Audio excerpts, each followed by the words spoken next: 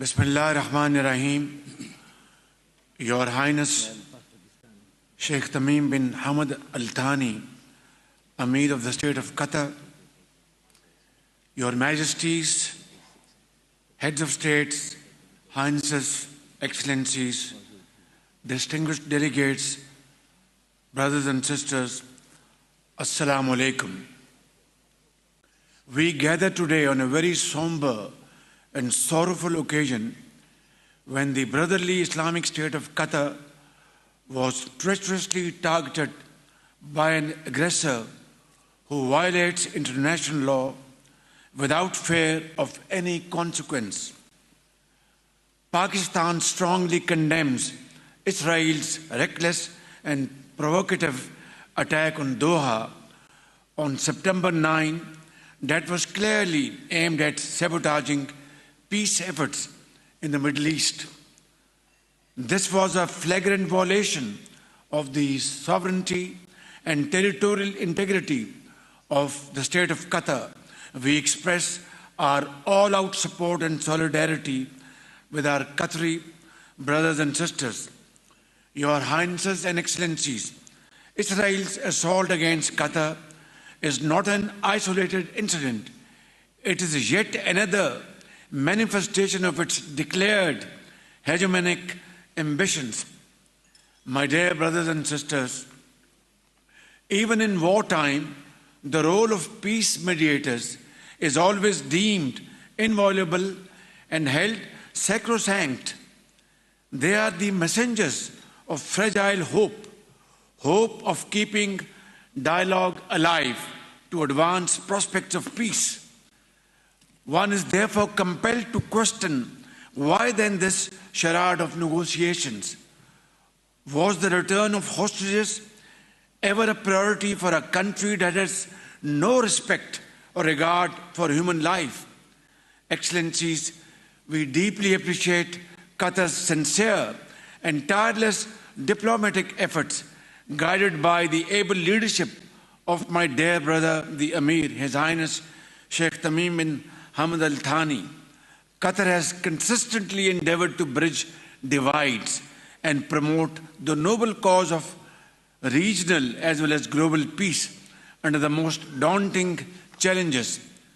Ladies and gentlemen, while Gaza bleeds, the heart-wrenching cries of its innocent women and children echo through these halls.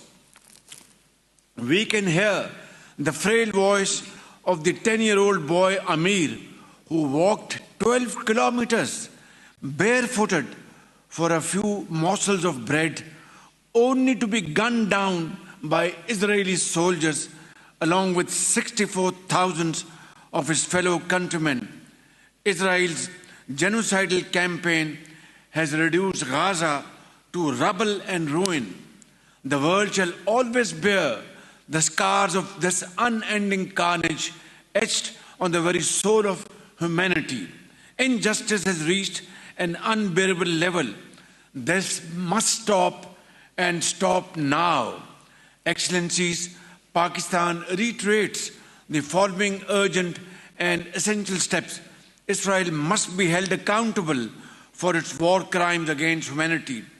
Creation of an Arab Islamic task force to adopt effective measures to ward off Israeli expansionist designs. We reiterate the OIC's call to suspend Israel's membership of the United Nations.